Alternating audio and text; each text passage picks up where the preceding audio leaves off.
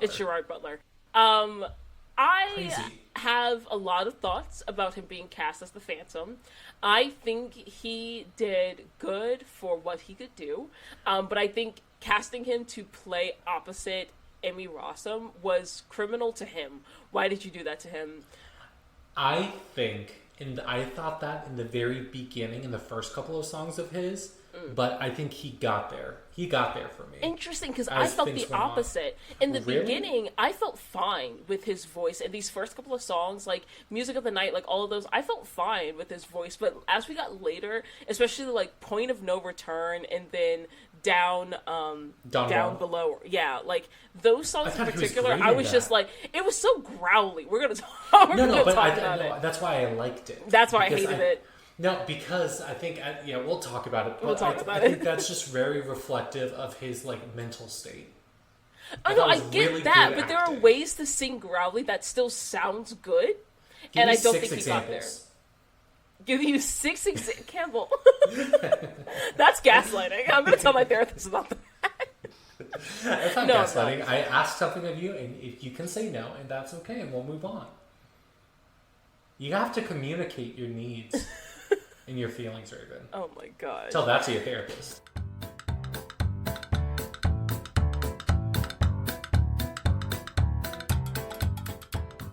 We go Sets up into shit down here. once more / track down this murderer, which Track down this murderer. And this is the point. This is the point where I wrote, Gerard, why? There's so much growling in this song, and I get. how I else are you supposed to understand. sing down once more down as deep as hell? No, okay, but here's the thing. I am not a talented enough singer to do this, but I've heard shut up. I've heard vocal performances where the performer is doing the same thing, where they're evoking that sense of like desperation, of like anger, of like almost being at your wit's end, and there is a bit of that like growliness, that roughness to their voice, but they're still performing vocally, and the vocals ultimately still sound good. And to me, like in this song, it's to the detriment of the ultimate vocals. Like if you just listen to the vocals of this song, like it's not pleasing to listen to in my mind, because of how growly and grunty it is. And I get why he's doing that, but I think because, quite frankly, as talented as Gerard Butler is, he's not as talented of a singer, and he's not as well trained of a singer as many of the other performers in this musical are. And so I think, like, in going so hard on that, I think it takes away from his actual vocal performance, and to me just makes the song less pleasing to listen to, until Christine and Raul come in, and then I'm like, oh, okay, now I like this again. I just think that I have like a lot of problems with like the plot, that this singing, I think it's like fine. I don't That's have fair. any problems with it because I think there's bigger problems in this. Oh, yeah, that's perfectly valid opinion.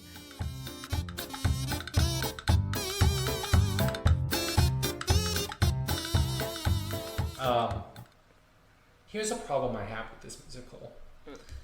She's like, oh my god, who is this? The Phantom of the Opera? And she's like, oh, Phantom of the Opera, the Angel of Music. I was like, oh, so you know the Phantom of the Opera is the Angel of Music. But then he sings back to her that she is the Angel of Music. And I was just like, wait, what? I got confused.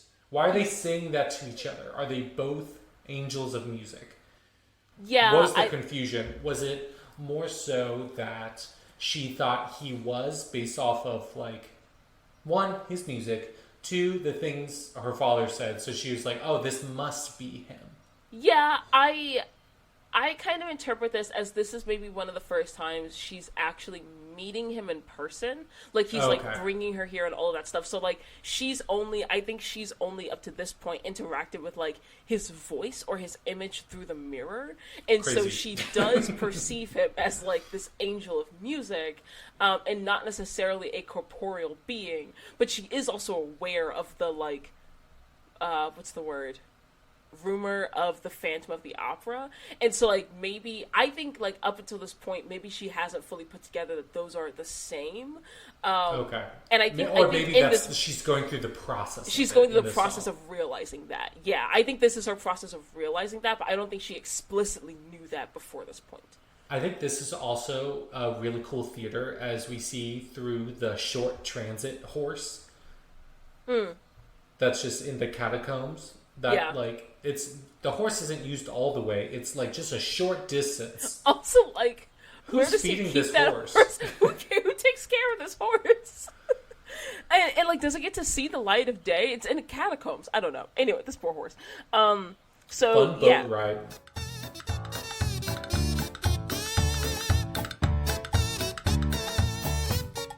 I do like the lyrics and, like, the just kind of the figurative language of she is, like, his muse, which is inspiration to him, but she is also, like, his instrument.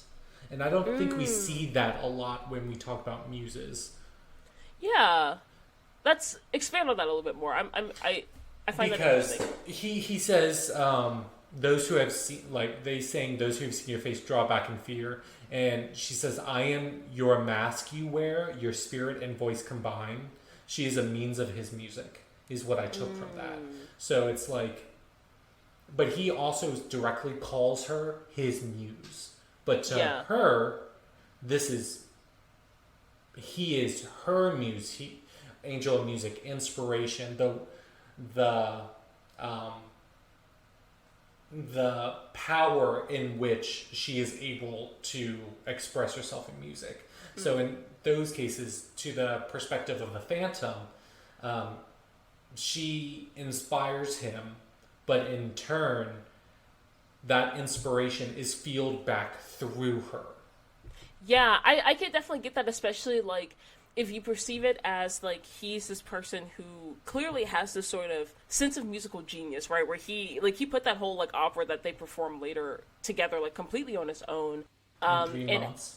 In 3 months, yeah, and has all these ideas for ways to showcase her voice and her talent. And I can see it as similar to when you have a writer and, like, their favorite character, or, like a director or like a filmmaker and like the actors they work most with, or something like that, you know, like how you can envision a way to express or tell a story through someone else's talent and through someone else's artistry. But you're making the content, but you know that they're going to perform it, but there's also a relationship there between the artist and the performer, or like the creator and the performer.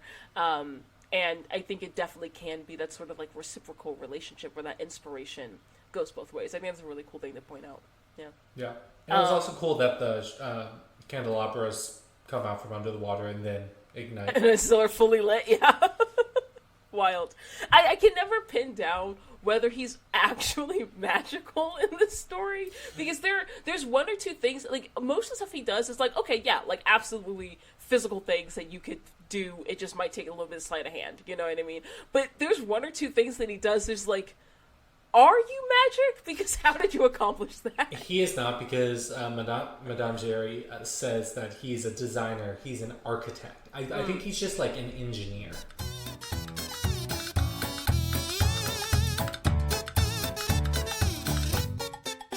In this cool bird bed. Yeah, this was really cool. I would absolutely love to sleep in this. Curtain that's like sandbagged. Yeah. Because it was like a slow like release. Mm-hmm. It was very cool. Nice, and like the bedding was all like nice and velvety. Would love that. So then only in the winter. Later, huh? Only in the winter. Only in the winter. No, I love being hot year round. Controversially, hot take, unpopular opinion, my favorite experience is waking up sweaty. Like just a light layer, just a fine layer of sweat. Love it. It's the best thing in my life. So do you not enjoy like when it's you don't? I know you don't like being cold. I don't like being cold. Do you not like being cozy, like in bed, like it's chilled, but like you have your covers around you, and then you like rub your feet together? The only part, okay, so the only time in my bed I enjoy at all the feeling of coolness. I do like a cool pillow. I'm not that crazy, you know?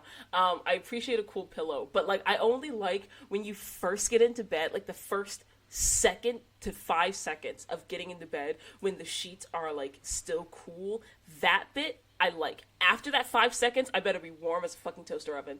I do not want to be cold in any capacity while I'm sleeping. Is so just like... And sometimes I shiver when if the sheets are too cold. When I get into bed. That is just so opposite of how I live my life that, like, I'm like having a moment. I will always have a ceiling fan on. That's fair. No matter the time of year. I've never been a fan person. When I was a kid, I would sleep year round with minimum 3 blankets on my bed. In the winter, it was 5. In the summer, it was 3. But then my dad did keep the house very cold. But you're also cold when it's like 70 degrees, so. Correct. My AC right now is set to a range of 73 to 78 degrees. That is wild. I mean, great for your electric bill, but wild. Yeah. We have to move on.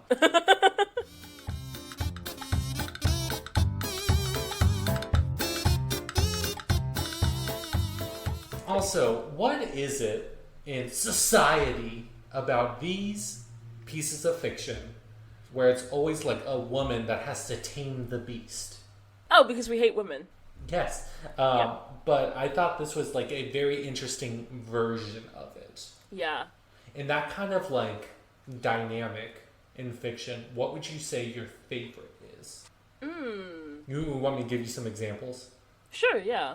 I just thought about this now, but like Beauty and the Beast before he turns back into a human and gets uglier. There's that. There's kind of Shrek is a play on that. Mm-hmm. There's I just have one in my brain. I would argue Taming of the Shrew. Not Taming of the Shrew. Also, yeah, Taming of the Shrew is a little bit. Frankenstein. Yeah. But yeah, it's just like it's an interesting dynamic to kind of have. I think as a general story, Taming of the Shrew is probably my favorite, specifically 10 Things I Hate About You, like that version of it. Mm-hmm. Fucking love that movie. Hunchback of Notre Dame. Show that briefly existed. Huh? Hunchback of Notre Dame. Hunchback of Notre Dame was also good. But yeah, no, I think it's like, I think ultimately it plays off the buzzword patriarchy. I think it plays off just like the, of course, patriarchal idea that men are meant to be like aggressive and strong and violent, and they can't talk about their feelings, so they have to hit things and they have to punch things, because how else can they, express anything? And so women's responsibility for them not to be like that. Correct. Like the amount of times, and it's not even just like, I think of it a lot in like older media. Like this is like early 2000s, and like yes, it was very prominent in media then, but it's still prominent in society. Like there are still men that will actively say that like if a woman is in a relationship with a guy who mistreats her up to and including the point of physical abuse, that she should stick it out because he just has it, like she shouldn't give up on him, right? Like he just has to learn and grow, and like if she stays with him, he'll become a better man once he eventually stops beating her, Yeah. And it's just like, maybe we could just teach people not to treat other people like shit, and the world would just be better for it. I don't know about that though. People are so crazy. I have never, as a cisgendered white man, I have never had the urge to punch a wall. That's good. Punch a hole in a wall. It's very healthy. And there's friends of ours, where they have, and I've seen it. And done it. I was like, and you're doing this, quote unquote, because of a girl, because of a woman, and not because you just need therapy? Yeah. You have to pay for that. The thing I live here. The thing that gets me with like the levels to which a lot of men are trained truly to channel all of their emotions into anger. Like one of the things that gets me is like during the like man versus bear debate, right? Of like, would you rather be stuck in the forest with a man or a bear? The number of men that I saw reacting or responding to the knowledge that most women would rather be stuck with a bear than them. the number of men I saw responding to that knowledge with threats of violence and actively wishing that those women would get attacked by the bear. And I'm like, do you not see how this is why they would rather the bear? Like, do you not see how this does not further your goals of getting closer to women? It's crazy. It's truly insane. And, like, I truly, like, men, I beg you, book a single session of therapy. And therapy is not a silver bullet. It's not. And it's not, talk therapy is not the best solution for everyone. And but, like, honestly, try. doesn't necessarily work the first time. It doesn't. Maybe you don't have the right therapist. And honestly, if you're a person that truly struggles with opening up and expressing yourself, like, there are other methods that might be more effective for you than talk therapy straight out of the gate, but, like, I beg you to just try something, because... Or at least just, like, cry. Just cry. Just cry into a pillow in your room. It's just okay. Cry.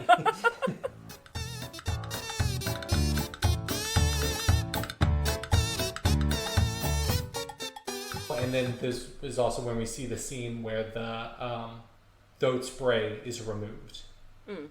But it's like the timing of it is also interesting. That I was like curious if Madame Giry was the one who killed Joseph.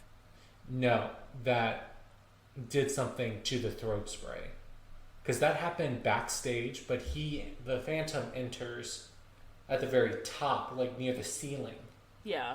That would be an interesting theory. I very much got the vibe from her performance, like her general, like, acting as the character, that she was very much, like, almost in cahoots with the Phantom. Like, yeah. She's clearly been helping him and supporting him generally throughout these years, but I think, like, there was some, like, there it could definitely be read based on the way her character's performed and, like, some of the cinematography is, that she is actively helping him in some of these endeavors.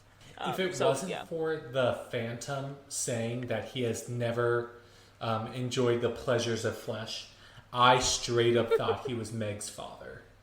Interesting. I didn't get that. I never got that vibe. I think because for me, I always got the vibe from Madame Giry that she treated him almost like a little brother that she just couldn't, like, say no to. She was like, I know he's bad. I know he's doing bad things, but I just can't. He's just so, like, he's just my little baby, you know? I see that, but it was also the character of Meg and, like, how forefront she was in around the secret of the Phantom. Like, not being in the know, but, like, being, like, directly adjacent. I get that. I can get that. I thought there was, like... That would have been an interesting reveal for sure, if it were true.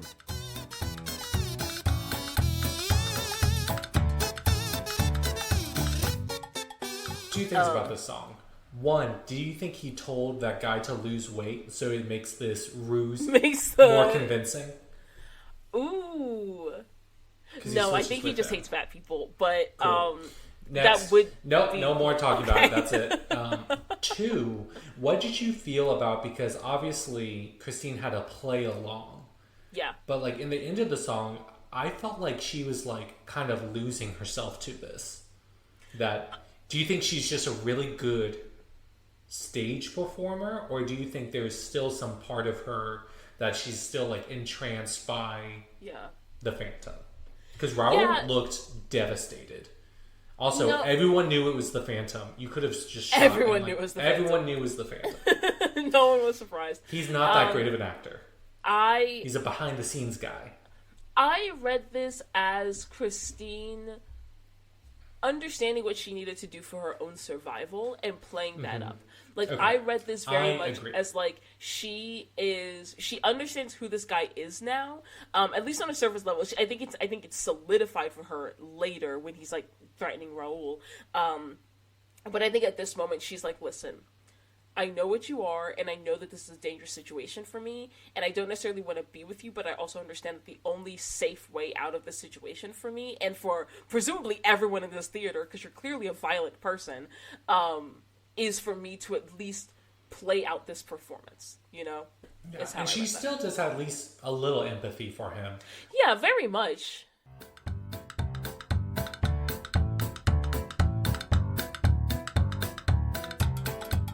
A lot of things in this musical they heard on the way. They did. Either the There's a wind lot of, or like, their echoing rotting voices. psychosis. of voices like whispering out of the shadows. There were a lot of that. Who is feeding that horse? And how did you get a horse down there? Did you have a... No one is properly The cared. horse was There's only no way. used for like maybe 20 There's feet. no way that horse is being properly cared for. It was a short distance Yeah. horse. Yeah. Before a boat. Yeah. Didn't need it. Also, I'm sure there's so much mold in that theater. Why was didn't there even so talk much about that. water? There was so much water. For no reason. How did he build the uplifting candelabras? How did they light Campbell? Doesn't make any sense. I was trying to think, what do incels like? And my first thought was gamer girl bathwater, and I decided we need to move on. Yes.